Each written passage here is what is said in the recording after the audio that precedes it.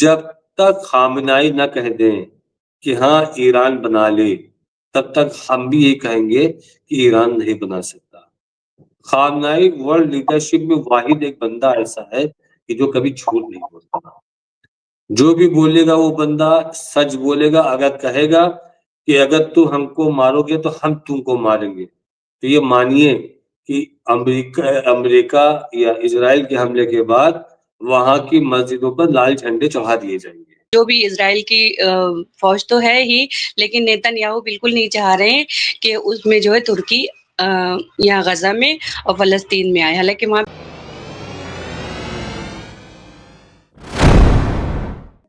ان تمام ہمارے ساتھ فیروز بخت احمد صاحب جڑ گئے، ہمارے ساتھ ایڈوکیٹ ریشما حنیف صاحبہ جڑ گئے، ہمارے ساتھ بہت جلد جڑ جائیں گے ایڈوکیٹ راشد رضوی صاحب۔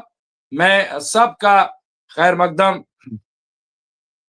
کروں گا۔ میں یہاں پہ ایڈوکیٹ ریشما حنیف صاحبہ کا استقبال کرتا ہوں، خیر مقدم کرتا ہوں، اور میں سب سے پہلے آپ جو ہیں وہ سینئر یہاں پہ ہیومن رائٹ ایکٹیوسٹ بھی ہیں، اس کے علاوہ ماہر تعلیم، ماہر قانون اور مڈل ایسٹ پہ بڑی اچھی نظر رکھتی ہیں ریشما حنیف صاحبہ، اور بہت ہی بے باکی کے ساتھ بات کرتی ہیں۔ میں ان کا استقبال کرتا ہوں، خیر مقدم کرتا ہوں، اور سب سے پہلے یہی کہ کیا کس طرح کے حالات، کیونکہ ابھی بھی وہاں کے حالات، اور ایسا لگ رہا ہے کہ جیسے جنگ جو ہے وہ کھڑی ہے۔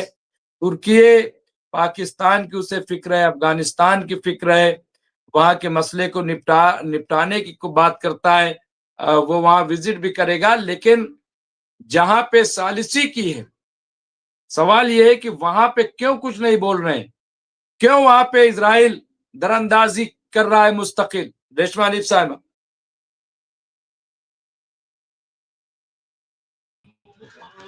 جی ڈاکٹر صاحب بہت شکریہ، اور سبھی کو میرا سلام۔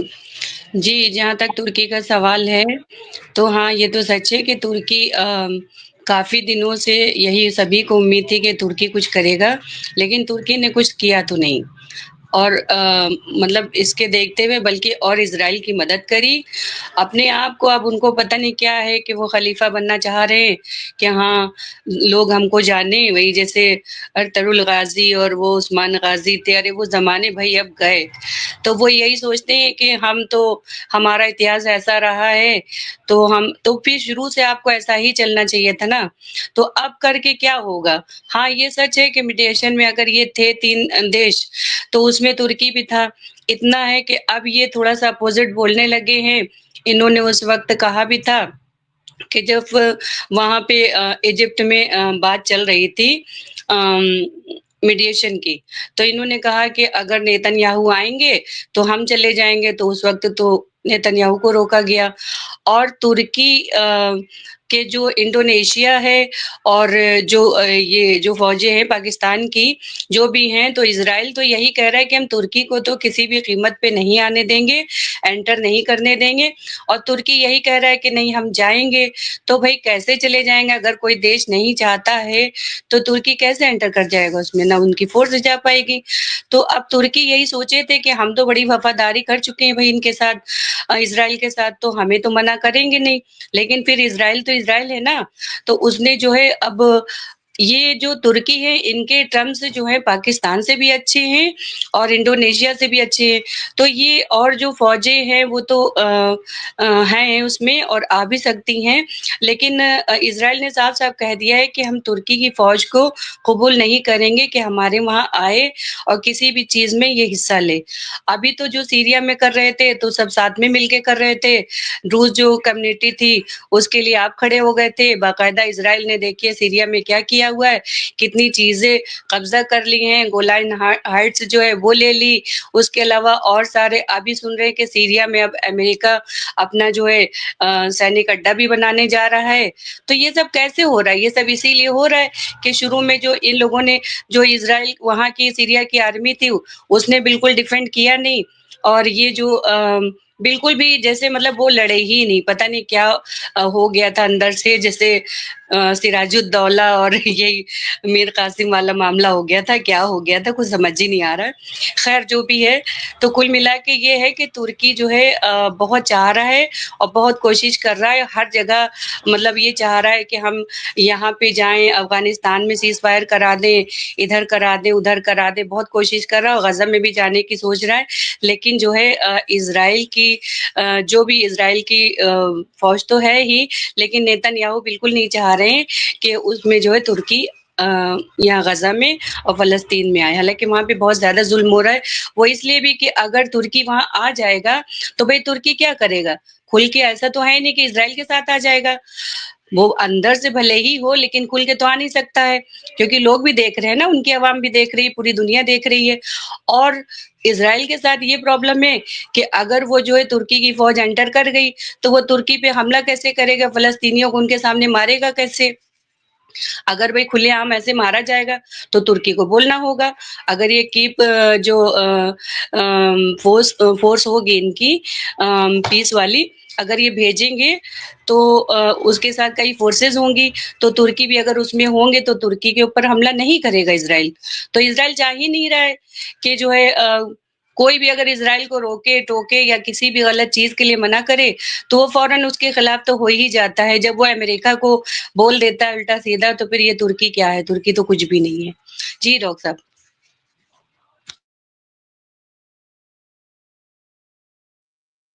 नहीं, बिल्कुल, लेकिन मेरा यही है कि ठीक है, तमाम कहीं भी जंग नहीं होनी चाहिए और सालिसी बड़ी अच्छी चीज है, लेकिन उसको अमल दरामद कैसे हो ये भी बहुत इंपॉर्टेंट है। वरना राशिद रिजवी साहब ने जैसे कहा था कि एक को सीज कर दिया और दूसरे को फायर करने के लिए कह दिया, तो ऐसे तो नहीं चलेगा।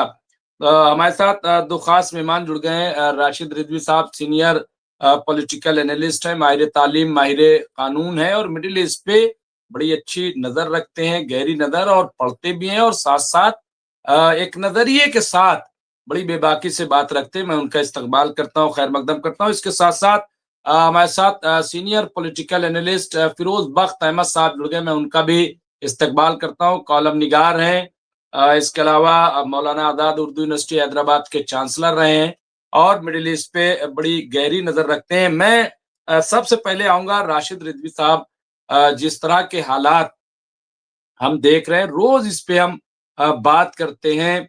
तुर्की पाकिस्तान की बात कर रहा है, अफगानिस्तान की बात कर रहा है, वहां जा करके मीटिंग की भी बात कर रहा है। सवाल ये है कि ये तो सब अपना एतमाद खोते जा रहे हैं। एक गाजा पे एक सही से स्ट्रेटजी नहीं बना पा रहे हैं। वहां पे जो लोग मारे जा रहे हैं, वहां जिस तरीके की ठंड बढ़ रही है, वहां ट्रक नहीं जा पा रहे हैं, वहां पे सब रोका जा रहा है, नाकाबंदी फिर से की जा रही है।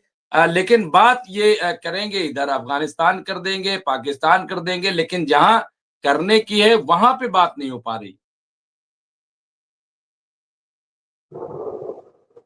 मुमताज भाई, शायद आपको याद हो, हमारे बुजुर्ग, हमारे सीनियर फिरोज बख्त साहब भी थे, हमारी बड़ी बहन रेशमा हनीफ साहिबा भी थी उस डिबेट में, जिसमें हमने कहा था कि ये दोगला है, दो मुंहा सांप है। तो हमको लगता है कि उस वक्त जब हमने कहा, शायद आप लोग को ताज्जुब हुआ कि इस तरह से किसी को कैसे कहा जा सकता है, क्योंकि हमने उसकी फितरत देखी है, आज से नहीं सालों से देख रहे हैं उसकी फितरत को। अब आप ये बताइए, आज आप बात कर रहे हो सीरिया की, सीरिया के मैटर पर आज भी एर्दोगान का स्टेटमेंट आया था कि सीरिया की सुरक्षा भी उनकी जिम्मेदारी है। तो उनसे ये सवाल किया जाए कि सीरिया को बर्बाद करने में किसका हाथ है? सीरिया को एक टेररिस्ट के हाथ में सौंपने वाला काम किसने किया है? आप ही ने किया है। क्यों किया था आपने? वो तो आपके फैमिली फ्रेंड थे, बशर अल असद। उनकी फैमिली आपके यहाँ आती थी, आपकी फैमिली उनके यहाँ जाती थी, और वन नाइट स्टे होता था, आराम से ब्रेकफास्ट के लंच डिनर सब विद फैमिली चलता था, और आपने पीछे से छुरा भोग दिया। अमेरिका, सऊदी अरबिया और इजराइल से मिलकर। तो आप ये बताइए कि जो आज सूरत हाल सीरिया की है, उसका जिम्मेदार न तो हम इसराइल को कहेंगे न हम अमेरिका को कहेंगे, क्योंकि ये तो चाहते ही थे तख्ता पलट वहां पर। इनको पता था कि हिजबुल्लाह को कमजोर अगर करना है तो सीरिया को ब्लॉक करना बहुत जरूरी है। तो उस पे उन्होंने काम किया, आपने साजिश रची और आपने साजिश रच करके उनके हवाले करवा दिया।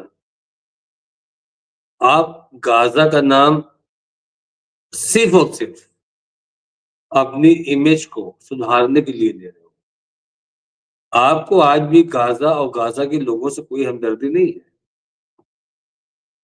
अगर आप देखिए कि इजराइल कहता है कि हम नहीं चाहते कि टर्की की फोर्स गाजा आए, ये हम नहीं होने देंगे। तो गाजा तो इजराइल के बाप का भी नहीं है, गाजा तो इजराइल का स्टेट भी नहीं है। उसको क्या राइट है गाजा या वेस्ट बैंक के बारे में इस तरह की बात करने के लिए? तो गाजा आज भी, आज से पहले भी एक लोगों के लिए बेचारगी का रस खाने का विषय रहा है। ये हम आपसे पहले भी बोल चुके हैं कि हमदर्दी का विषय है गाजा। आज भी 2 लोग मारे गए, कल भी 4 लोग मारे गए थे। एयर स्ट्राइक हो रही है, 2 मंजिल की बिल्डिंगें ईस्ट गाजा, वेस्ट गाजा तो आपने कब्जा किया हुआ है, ईस्ट गाजा उस पे हमले आप कर रहे हो खान यूनुस के पास। अब आप वहां के इंफ्रास्ट्रक्चर को डिस्ट्रॉय कर रहे हो। जहां पर बात रीएस्टेब्लिशमेंट की हो रही है और ये कहा जा रहा है कि इसका रीएस्टेब्लिशमेंट करना है, इतने साल लगेंगे मलबे को हटाने में, इतना साल लगेगा रिकंस्ट्रक्ट करने में। तो अब आप ये बताइए कि जब इतना लगेगा साल, इतना लगेगा वक्त, तो फिर आप रोकते क्यों नहीं इजराइल को? आप हमला कैसे कर सकते हो इजराइल पे? हमको तो यहीं पर सोचने को मजबूर है कि जब आप अमेरिका से हथियार खरीद रहे हो, अमेरिका से फाइटर प्लेन खरीद रहे हो, फाइटर प्लेन के सामान, उसकी एसेसरीज आप अभी जा करके अमेरिका से कॉन्ट्रैक्ट करके आए हो, लंबा चौड़ा बिजनेस दे करके आए हो, तो आप अमेरिका के हथियार से इजराइल पे हमला कर दोगे? ये कितनी ताज्जुब की बात है। आप कुछ नहीं कर सकते हो सिवाय बर्बादी के, आप सबको बर्बाद करोगे। ईरान के लिए एक लफ्ज नहीं उनको बोलने के लिए, लेबनान के लिए एक लफ्ज नहीं उनके पास बोलने के लिए। सीरिया की हमदर्दी अब दिखा रहे हैं, पहले नहीं दिखाते थे। इराक के बारे में आप नहीं बोलते हो। तो मुमताज भाई, इनके बारे में क्या बात की जाए? जिनके दिल में कुछ और है, जबान में कुछ और है। आज आपने न्यूज सुना होगा ईरान की, उनके यूरेनियम इन्वेस्टमेंट के बारे में।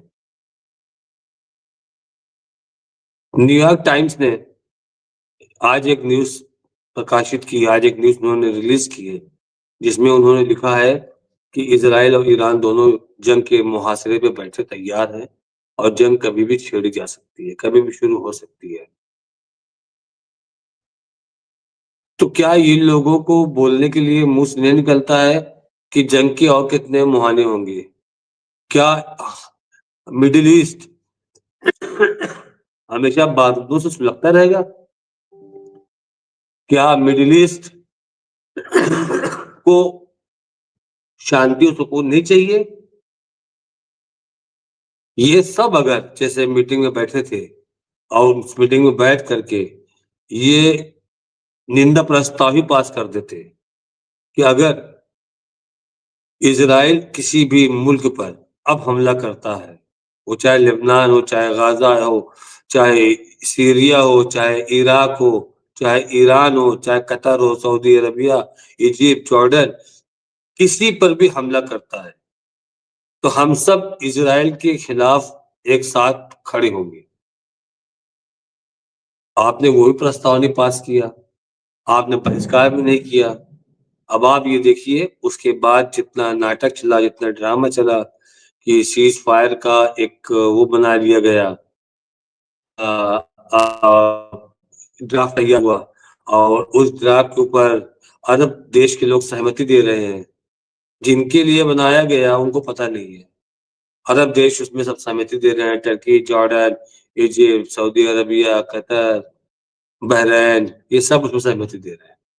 ہاں بہت اچھا ہے، بہت اچھا ہے، اور سب جا کے وہاں سائن کر رہے ہیں۔ اور وہاں سے ہم نے آپ کو تب بھی ایک چیز آگاہ کیا تھا اس بات کو لے کر کے کہ ابراہم اکارڈ یہ لوگ سائن کر چکے ہیں، بس اس کی غازہ کا میٹر ٹھنڈا ہونے کے بعد آفیشیل اناؤنسمنٹ ہونا باقی ہے۔ برداشت نہیں ہوا یو ای سے، یو ای فوراً خود کے سامنے آ گیا اور ابراہم اکارڈ کی فیور کی بات کرنے لگا۔ تو یہ لوگ بہشکار بھی نہیں کر سکتے ہیں، یہ لوگ خود کو ان سے الگ کرنے کا اعلان نہیں کر سکتے ہیں، دھمکی دینے کی بات چھوڑیے، مارنے کی بات چھوڑیے۔ اور اسرائیل ایک ایسا ملک ہے جو بنا مارے نہیں سدھرنے والا۔ ہم تو خیر ان چیزوں کے خلاف ہیں کہ کہیں بھی وار ہو، کہیں پر جینوسائڈ ہو، کہیں پر کیجولیٹیز ہو، کیونکہ گودے ماں کی اجڑتی ہیں، گھر لوگوں کے برباد تباہ ہوتے ہیں، ویران ہوتے ہیں گھر لوگوں کے۔ جس گھر میں 5 لوگ 6 لوگ ہوتے ہیں، اگر ایک چلا جاتا ہے تو گھر ایک دم سونا سونا نظر آتا ہے، لوگوں کی آنکھوں میں آنسو رہتے ہیں، دوستوں کی آنکھوں میں آنسو رہتے ہیں۔ لیکن یہاں پر تو پورے پریوار خاندان تباہ ہو گئے۔ رونے والا اگر بچا تو ایک بچا، اور کس پہ روئے۔ یہاں پر یہ حالات ہیں، تب بھی ہم خلاف ہیں اس چیز کے کہ اسرائیل پر بھی حملہ نہیں ہونا چاہیے، غزہ پہ بھی نہیں ہونا چاہیے، اور بھی آس پاس کے جو کنٹریز ہے، سیریا ہے، عراق ہے، ایران ہے، لبنان ہے، کہیں پر نہیں ہم حملے ہونے چاہیے۔ لیکن حملے لگاتار اسرائیل کر رہا ہے، تو یہ سب دیکھتے ہوئے دل سے ایک بات تو نکلتی ہے نا کہ لاتوں کے بت بات سے نہیں مانتے۔ ایران پہ یہ چھوٹے چھوٹے حملے کیوں نہیں کر رہے ہیں؟ وہ اس لیے نہیں کر رہے ہیں کہ ان کو یہ پتا ہے کہ